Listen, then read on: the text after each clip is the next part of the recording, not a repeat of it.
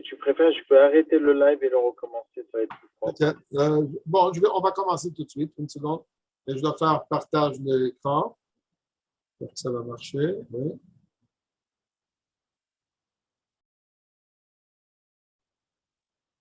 OK. Oui, on a tout. Je coupe mon micro. Razak. OK, on va commencer? Oui, tu peux commencer, c'est parfait. OK. Tout. Je m'excuse pour ce changement de dernière minute. Apparemment, il y a un problème technique de déménagement des yeshivas. Ça tombe d'ailleurs très, très bien dans le sujet que je veux aborder aujourd'hui. Qui a droit de rentrer à la yeshiva? Je m'explique. Il y a la Mishnah qui dit la chose suivante. Mishnah que nous connaissons tous, on le dit surtout si dans la coutume Chabad, de dire depuis Pessah jusqu'à Rosh Hashanah, tous les jours, toutes les semaines, Pirkei Avot. Maintenant, nous avons les 3 dernières semaines, on dit d'ailleurs deux brakim, 2 chapitres. Et le premier chapitre commence avec la Mishnah que nous connaissons bien. Moshe Kibel Torah Misinaï. Moshe a reçu la Torah au mont Sinaï. De Sinaï, je ne vais pas rentrer maintenant dans toute cette discussion. Qu'est-ce que ça veut dire qu'il a reçu de Sinaï, mais peu importe. Umesara le Yoshua, il a transmis à Yoshua. Yoshua l'a transmise aux Kenim. Les Kenim l'ont transmise aux Lévi'im, aux prophètes. Les prophètes qui l'ont transmis aux Anshek Neset Agdola. Les Chachamim, donc les rabbins de la grande assemblée. Là, la Mishnah continue, il dit la chose suivante. Hem Amrou, eux ont dit, Hem Amrou Shloshat Varim, ils ont dit trois enseignements de base qu'ils ont donnés. Maintenant, on parle de juge, on parle d'Anshek Neset Agdola. Ils disent la chose suivante. Hevu betunim batin. Il faut être comment je dis, cautious. Il faut faire attention. Prudent. Avant de passer un jugement. Et qu'on établit beaucoup d'élèves. Talmidim harbe, ça veut dire qu'en quantité, qu'il y a beaucoup d'élèves qui étudient la Torah. Et va soucier de la Torah.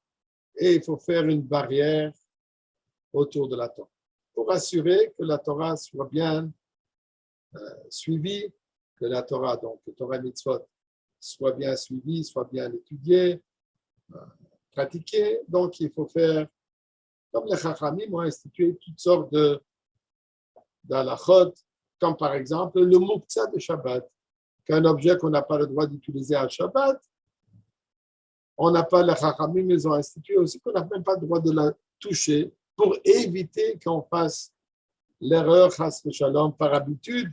Si on peut prendre une allumette en main, par habitude, on va s'oublier, on va l'allumer. Pour ça, les Chachamim, ils ont dit, comme un exemple d'un sociologue, qu'on n'a pas le droit de toucher même une allumette comme ça. On est assuré qu'on ne viendra pas à l'allumer. Qu'est-ce que la Mishnah nous dit ici? Parmi les choses, comme je disais, talmidim harbe. Il faut établir assurer qu'il y a beaucoup d'élèves. Qu'est-ce que ça veut dire? Que tout le monde vient étudier la Torah. Ce qui est une chose tout à fait compréhensible. D'ailleurs, la mitzvah vishinan tam levanech, enseigner la Torah à tes enfants. Nous savons le Chachamim de nous dire que ce n'est pas seulement à tes enfants physiques, il faut enseigner la Torah à tout le monde. Il faut s'assurer que tout le monde puisse étudier la Torah. C'est ce qu'il y a de vraiment remarquable, surprenant, sur le Pirkei Avot, il y a ce qu'on appelle le Midrash Avot de Rabbi Nathan. Là, il rapporte une opinion de Bet Shammai qui paraît vraiment surprenant. Et là, il dit, Bet Shammai Omrim, Bet Shammai dit, Al Yeshane, il ne faut pas enseigner. Entre parenthèses, il traduit Al Ilmad, qui n'enseigne pas. Adam, une personne n'enseigne pas la Torah, elle a seulement le Mishu Chacham, celui qui est intelligent, Va'anav, et humble, ou Ben Torah, et d'une famille de Torah. Ben Torah, ça veut dire que c'est quelqu'un qui vient d'une famille de Torah. S'il n'a pas ces trois aspects-là, s'il n'est ni Chacham, ni humble, ni Ben Torah, il ne faut pas lui enseigner la Torah. Disent Bet Hillel Omrim, disent Bet Hillel, non, ils ne sont pas d'accord. Ils disent le Kol Adam Yishaneh. Il faut enseigner à tout le monde. Tout le monde a droit à l'étude de la Torah. Et il dit pourquoi? Il regarde, il dit il y a Israël. Il y a malheureusement plusieurs, multiples de personnes qui faisaient des pshaïm. Et le Talmud Torah, et puisqu'ils se sont rapprochés à l'étude de la Torah, yatsu behem tzadikim v'chasidim. Le résultat était que le résultat de leur étude de la Torah était qu'ils sont eux-mêmes et d'autres des progénitures qui a eu des tzadikim et des chassidim parmi eux. Donc, différentes opinions entre Bet Shammai et Bet Hillel. Ou Bet Shammai de dire qu'il faut enseigner la Torah qu'à quelqu'un qui a ces trois qualités. Il est chacham, il est humble et il est d'une famille de Torah. Bet Hillel disent non, tout le monde est bienvenu. Regardons s'il y a d'autres opinions similaires entre ce que Bet Shammai dit et ce que Bet Hillel dit. Alors, nous avons une Gemara Brachot.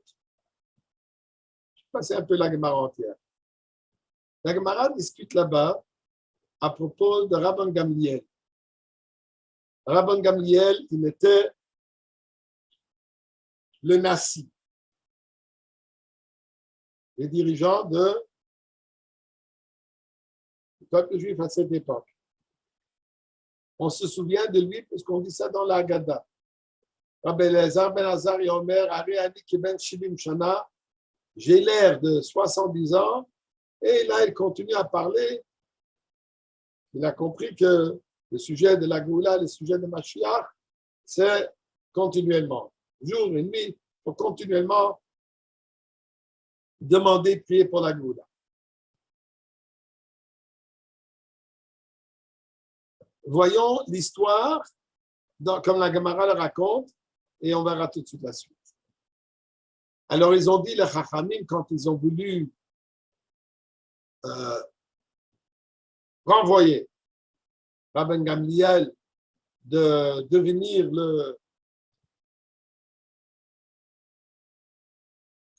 je m'excuse que Rabban Gamliel ne soit plus le Nassi, alors ils ont cherché qui est celui qui est capable, mérite, digne de devenir le Nassi. Alors, la Gemara parle, si vous voulez regarder, c'est la Gemara Brachot, page Chafret, 28, Amoud Aleph. Et là, il dit la chose suivante. Ils ont dit, Nokne le Rabbi Elazar ben Azar. Ils ont suggéré qu'on va établir Rabbi Elazar ben Azar. Pourquoi? D'où Chacham, il est intelligent. D'où Ashir, il est riche. D'où Asiri, il est Ezra. Et il est la 10e génération de Ezra. Elle m'a dit, alors, pourquoi est-ce qu'on a besoin de ces qualités? Est-ce que c'est important qu'il soit Ashir, qu'il soit riche? Et est-ce que c'est important s'il a dit est-ce qu'il est descendant de 10e génération de Ezra? Alors, elle explique. Pourquoi est-ce que c'est important? Ou Chacham, c'est important qu'il soit Chacham. Pourquoi? Puisqu'il dit, puisque si Rabban Gamliel va lui poser des questions, le Farek là, il pourra répondre. Il connaîtra la réponse. C'est quelqu'un qui connaît son sujet et va être bien capable de se défendre dans ses enseignements. Pourquoi est-ce qu'on a besoin qu'il soit riche ou achir? Elle a dit, s'il va falloir qu'il va demander, se présenter devant le, comment dire, César, le César. On se souvient que ça, c'était sous la domination des Romains. Donc, s'il va falloir plaidoyer, il va falloir présenter la cause juive devant le roi, le César, lui pourra aussi aller. Pourquoi? Il aura suffisamment de biens pour lui-même se payer pour tout son voyage et pour tous ses besoins, et même aussi pour pouvoir donner un beau cadeau à César. Donc, il mérite, il a cette possibilité de devenir le Resh Bisifta, de devenir le Nasi. En plus, il est à Cyril et Ezra. Il est la 10e génération de Ezra, son père. Pourquoi? Et qu'est-ce qu'il veut dire? Les zechut avot, puisqu'il a le zechut, le mérite de ses ancêtres. Et qu'est-ce qui va se passer? Et Rabban Gamliel sera incapable de le punir. Puisque la Gemara rapporte avant cela plusieurs situations pour ceux qui ont contribué l'opinion de Rabban Gamliel. Et Rabban Gamliel était très sévère avec eux. Il les a punis de plusieurs manières. Et ça, c'était une des raisons pourquoi ils ont décidé qu'on n'en peut plus avec Rabban Gamliel, il faut le changer. Donc, ils sont venus à Rabbi Eliezer ben Azaria, ils lui ont proposé, est-ce que tu es prêt à devenir le Nasi? Alors, Ato, alors il leur a dit, je m'excuse, oui, Ato Maroudé, ils sont venus à Rabbi Eliezer et lui ont proposé, est-ce que tu es prêt à entreprendre la responsabilité de devenir Resh Misifta, donc de devenir en tête de l'Aïshiva, en tête de l'enseignement de l'école. Amar Lehu, il leur a dit,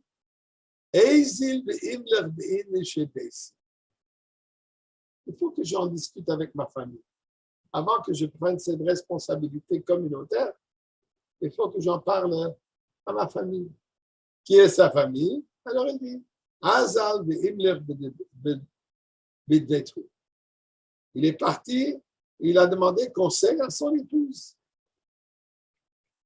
Il veut l'opinion de son épouse pour savoir est-ce qu'il devrait accepter ce poste, cette responsabilité d'être le Resh Misifta en tête de l'école.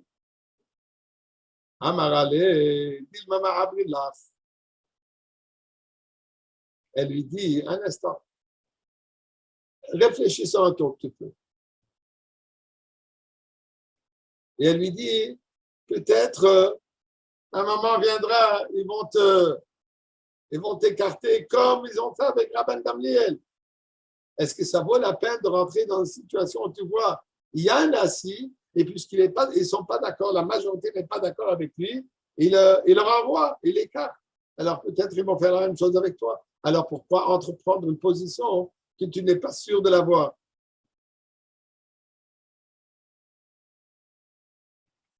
Alors elle lui a répondu, elle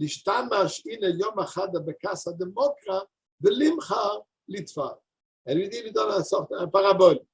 Et il lui dit, il y a une diction comme traduit ici en français, qu'une personne utilise un jour un gobelet coûteux, et même s'il va se briser demain. En autre mot, pour l'instant, c'est un bon gobelet. Pour l'instant, je peux en profiter. Pour l'instant, je peux servir. Pour l'instant, je peux être le Rosh Misifta. Pourquoi je vais voir ce qui va arriver plus tard? Maintenant, c'est la chose à faire. Je dois voir ce qu'il y a à faire aujourd'hui. Amarale, alors est-ce qu'elle lui a dit, let lach chibarata. Tu n'as même pas de poil blanc. Tu es un jeune homme. Tu n'as même pas une barbe blanche. Comment tu penses que les gens vont te respecter et vont voir un jeune homme? dit la Gemara, Ahu Yam, Hayo Yam, Bartman Nesrei Shana. À ce jour-là, quand cette source est arrivée, il avait 18 ans. Israchesh le Nis. Il y a un miracle qui s'est procuré. Vidar le Tam Nisrei Dorech Livras. Et tout à coup, il a eu 18 rangées au poil blanc.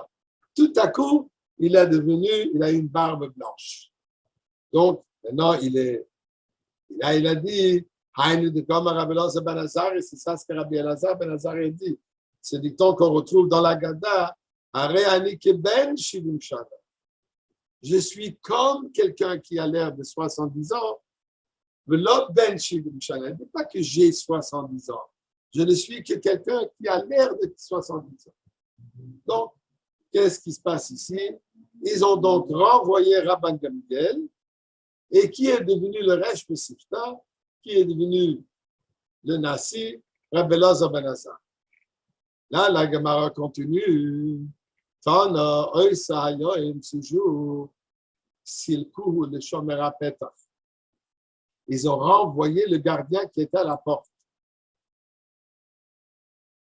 Depuis ce jour, Rabbi Elazar ben Azar a changé complètement le système d'enseigner que Rabban Gamliel avait institué.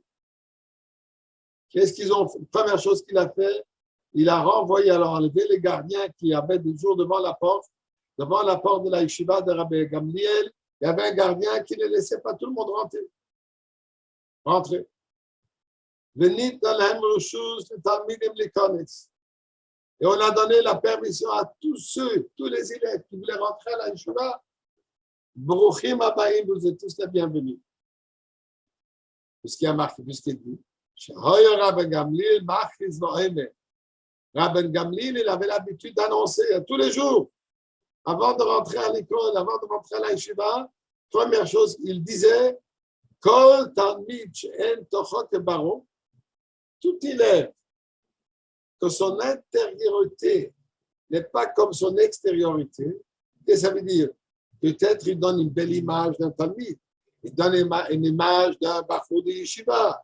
Il donne une image d'un Tamim. Il donne une image de quelqu'un qui veut venir étudier la Torah, mais à l'intérieur de lui, ce n'est pas ça ce qui l'intéresse. Il est un chitzon. Il est quelqu'un qui fait les choses extérieurement. Intérieurement, il n'est pas à ce niveau. Alors, Rabbi Gamliel, il a dit, Lo yikanes le Bet HaMedrash. Je ne lui permets pas de rentrer au Bet HaMidrash.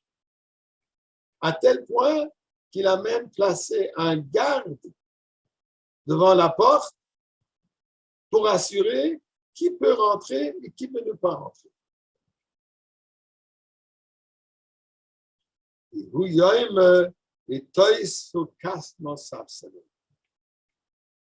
À ce jour même,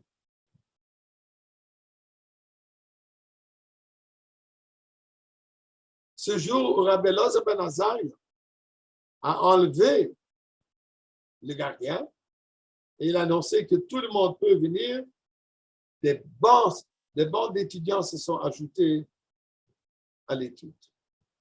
Rabbi Yochanan dit, il y a différentes opinions entre Abba Yosef, le fils de Dostai, et l'autre Chachamim. Chadamar, il y a un qui dit, ils ont ajouté 400 bancs. Il y avait tellement d'élèves qui voulaient venir étudier durant toute la période de Rabban Gamliel qui n'ont pas pu rentrer. Au moment où ils ont entendu, on peut venir étudier 400 bancs. Je ne connais pas la taille des bancs, mais un banc, c'est certainement plus qu'une ou deux personnes. Ils ont ajouté 400 bancs d'élèves qui sont entrés à l'étudier. Et bien, il y a un qui dit non, pas 400. Shvam et Yosaf, c'est 700 bancs, beaucoup plus nombreux encore. Là, le Gemara dit, avec un chol shedaïte de Rabban Gamliel. Là, Rabban Gamliel il a mal au cœur. Omar, il a dit, dis-moi, chas ou sholem anaït et torah mis. Peut-être j'ai, comment démonati, j'ai retenu, j'ai causé qu'on ne puisse pas étudier la Torah. Peut-être j'ai fait une grande erreur. Peut-être j'ai fait une erreur et que j'ai retenu des gens, des personnes d'étudier la Torah. Et la Gemara continue. Et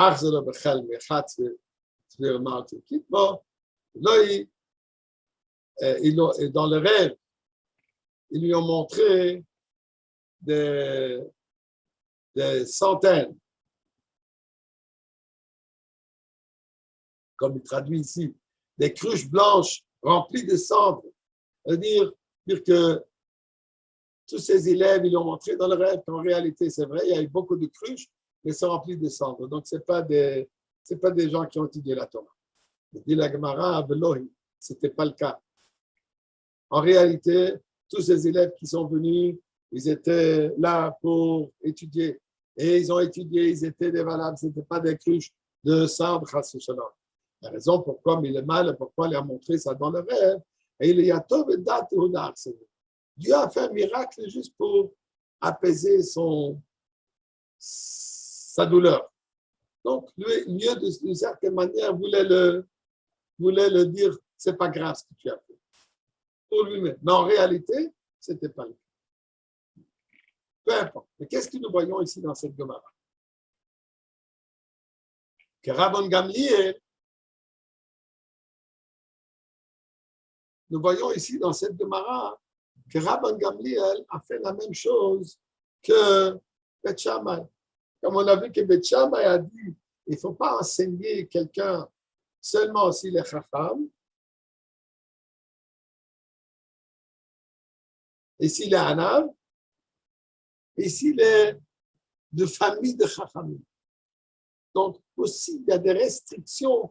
Qui peut venir étudier la Torah et qui peut ne pas venir étudier la Torah? Exactement ce que Rabban Gamliel a fait. Il a défendu celui qui n'était pas parfait, celui qui n'est pas tort que baro, celui qui n'est pas à l'intérieur aussi sérieux que l'image qu'il donne, n'a pas le droit d'étudier la Torah. Mais basé sur quoi? Ça va contre tout ce que la Torah nous enseigne. Dieu vient au mont Sinaï. Il vient nous donner la Torah. À qui il a donné la Torah? Il a donné la Torah à chacun et chacune. Au point où le Midrash nous dit qu'il ne pouvait même pas manquer un individu. Même un individu comme Dassan Babiram. Ou d'autres caractères, Korach, d'autres caractères qui sont rapportés dans la Torah, qui ont causé toutes sortes de problèmes. Dieu dit tout le monde a le droit de venir étudier la Torah. Basé sur quoi Rabban Gamliel et Beth Shammai disent non, il faut des qualités particulières pour étudier la Torah. Une histoire extraordinaire. Chez le Rebbe, durant la Hakafot, il y avait toujours une délégation qui venait pour le deuxième soir de la Simchat Torah. Donc, pour les Israéliens, c'était plus fête. Alors, ils venaient chez le Rabbi pour la Hakafot, Simchat Torah. Et parmi la délégation, il y avait toutes sortes de politiciens, toutes sortes d'individus. Je ne me souviens pas l'année. Il y avait une fois, le juge de Cour suprême, Chaim Cohen, est venu pour la Hakafot. Chaim Cohen, pas pour parler de la Shonara, mais c'est un individu, disons, qui n'était pas très religieux, ou plutôt loin de là. Il était un des causes du problème du Mihu Yehudi. Il était ouvertement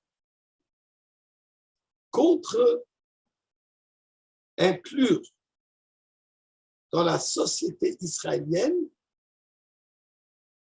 jugement religieux. Et il s'est battu pour. Il était convaincu. Et c'est un homme très puissant, avec beaucoup d'influence. pour une raison ou une autre, il est venu Simchat Torah à Kaffa du Rabbi. Le Rabbi le connaissait. Le Rabbi savait qui il est. Et souvent, le Rabbi a prononcé des paroles très fortes. Pas contre lui individuellement, mais contre cette opinion. Quand il est venu, le Rabbi a dit au Gabaïm, je m'excuse, le Rabbi, puisqu'il y a avant la cafote, on dit Ata Oreta, une fois, 3 fois, dépendant des coutumes Rabat 3 fois, et chaque verset, on offre à quelqu'un de dire. Le Rabbi a acheté un passouk pour offrir personnellement à Chaim Cohen que lui, il lise ce passouk en public. Les Gabaïm, ils étaient surpris. Chaim Cohen. Oui. Le Rabbi dit oui. Le Rabbi dit oui. Ils ont donné le passouk à lire. Si ça s'est passé, le Rabbi lui a offert le Sefer Torah de Mashiach qui se trouve chez le Rabbi.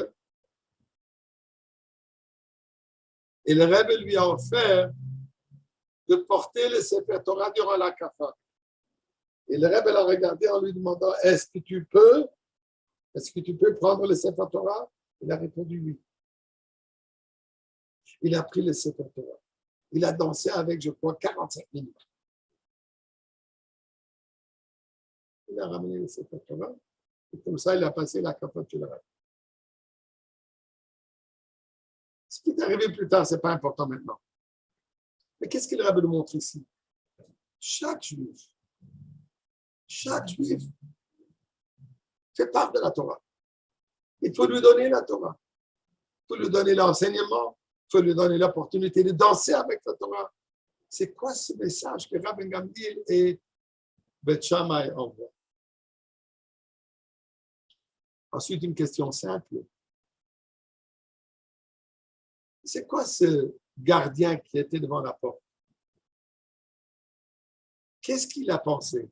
Qu'est-ce que lui, il était celui qui vérifiait chaque élève s'il est torche que baro? Comment est-ce qu'il a pu le savoir? Comment est-ce que ce garde qui est dehors sait ce qui se passe dans le cœur de cet élève? Donc, c'est quoi l'idée? S'il fallait que Rabban Gamliel, lui, il sait qui c'est, bon, Rabban Gamliel va approuver ou ne pas approuver chaque élève. Mais le gardien qui est devant la porte, lui, va pouvoir reconnaître. Lui va savoir qui mérite de rentrer à l'étude, qui ne mérite pas, qui est le Chacham, qui est l'Anam. Qu'est-ce qu'il en sait, lui? Eh bien, alors, j'ai vu aujourd'hui une belle explication. Et il est introduit par une histoire qui s'est passée en Russie. En Russie, sous la dictature communiste, c'était presque impossible à pratiquer Torah et Mitzvot. Et Torah et Mitzvot devaient être pratiqués en cachette. Il raconte qu'il y avait un certain Rav Chazan, que lui, il priait chez lui. Il ne faisait pas part du mouvement Chabad, un homme très religieux, c'est-à-dire que ses enfants sont des shlochim aujourd'hui. Et c'était Simchat Torah. Il a décidé que Simchat Torah, il va aller prier dans ce minyan clandestin, ce minyan caché, avec la Chabad. Là-bas, il va voir la fête de Simchat Torah. C'est vrai que chez lui, ça va être plutôt Tisha B'Av que Simchat Torah. Il est arrivé, ils l'ont laissé rentrer, même que c'était dangereux, mais il savait que c'est un homme religieux et peut lui faire confiance. Bon, on dit le Chaim avant la Kafot, avant les danses, comme c'est la coutume de Simchat Torah. Là-bas, il y avait le Chaim aussi. Et chacun dit le Chaim. Ensuite, maintenant, ils vont vendre les psukim d'Atareta, comme la coutume, comme j'ai dit tout à l'heure. On vend les psukim. Okay? Il y a un qui dit 1 rouble, 2 roubles, 3 roubles. Rav Chazal, il dit 3 roubles, il va acheter un passouk aussi. Il voit que autrement il n'aura pas l'opportunité de dire un passouk. Alors, le prochain passouk, il a dit qu'il va être généreux, va s'assurer qu'il puisse acheter, et il offre 5 roubles.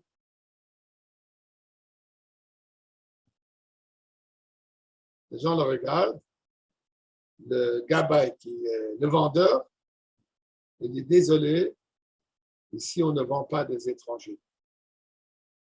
Ce n'est que pour ceux qui font part de ce minyan. Ceux qui ne font pas part de ce minyan, désolé, on ne peut pas te vendre. Il était extrêmement déçu, vexé, mais il n'a rien dit, il a avalé. Il est resté, mais bien sûr, il était vraiment affecté. Il était vraiment touché. Bon. Quelques jours après Simchat Torah, le Gabaï, qui a fait cette vente et qui a refusé à vendre un passouk, même qui lui l'a offert plus que les autres, il a rencontré, il lui dit, je sais que tu as des rancunes, je sais que tu es vexé, mais il faut que je t'explique qu'est-ce qui est arrivé. Et vous savez très bien que tout ce minyan, c'est un minyan clandestin. Ici, quand on se parle avec des romazim. On ne se parle pas clair, on ne se parle pas ouvertement. On se donne des signes. Je veux que tu saches que quand quelqu'un a annoncé 1 rouble, ça présentait 1000 roubles. Quand quelqu'un a dit 3 roubles, ça présentait 3000 roubles. Quand toi, tu as offert 5 roubles, je sais que tu n'es pas capable de payer 5000 roubles. Tu ne les as pas. Et je ne voulais pas que tu t'engages à quelque chose que tu n'es pas capable de faire face au journal, parce que là, tu aurais fait un aide et tu aurais dû, d'une manière ou d'une autre, trouver cet argent que tu n'as pas. C'est pour ça que je n'ai pas eu de choix, mais faire passer sous ce prétexte qu'on ne vend que à des gens qui font part des minyanes, les étrangers, les autres, comme on dit ici, n'ont pas droit à cet honneur. Là, il a compris et il a remercié d'ailleurs pour lui faire comprendre de quoi il s'agissait. Et bon, tout est bien passé. Avec cette idée, ils veulent expliquer le comportement de Rabban Gamliel. À l'époque, ils étaient dominés par les Romains. Il y avait 2 écoles. Il y avait l'école qui disait qu'il faut se battre contre les Romains. Il faut se révolter contre les Romains. Physiquement. Aller en guerre contre eux.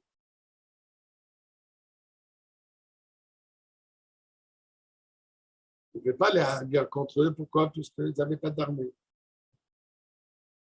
Alors, ils ont créé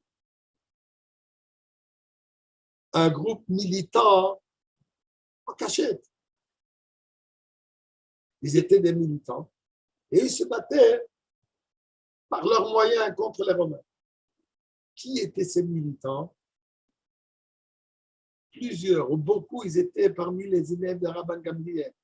Rabban Gamliel était de son opinion qu'il faut se battre contre eux. Dans sa yeshiva, il y avait les militants. Donc, Rabban Gamliel, quand il dit que j'ai besoin de ceux qui sont toichoy kebaroy, intérieurement comme extérieurement, est-ce que ce sont des gens que je peux faire confiance? Qui ne vont chas de shalom pas par erreur ou intentionnellement rapporter aux Romains qui sont ses élèves. Le gardien qui était à l'extérieur, lui, connaissait les gens. Ce n'est pas qu'il savait c'est ce qui se passe à l'intérieur. Lui, il savait qui sont ceux qui font part de cette, entre guillemets, armée de Rabban Gamliel et qui non. Alors, tous ceux qui ne faisaient pas part de cette armée de confiance de Rabban Gamliel, il fallait qu'ils trouvent une façade pour comment les refuser à venir étudier. C'est pour ça qu'ils ont créé cette image en disant que ceux qui ne sont pas parfaits, ceux qui ne sont pas sérieux, ceux qui ne sont pas chachamim, ceux qui ne sont pas de la famille, qu'est-ce que ça veut dire, comme le Cham a dit, ceux qui ne sont pas de cette famille d'armée, ceux qui n'ont pas ce route, ceux qui ne font pas part de ce groupe particulier des militants, ils ne peuvent pas rentrer. Mais ils ne pouvaient pas le dire d'une manière ouverte, parce que ça leur a remis en danger. Ça, c'était donc l'opinion de Rabban Gamliel. Rabban Gamliel, il était d'opinion qu'il faut physiquement, il faut se battre.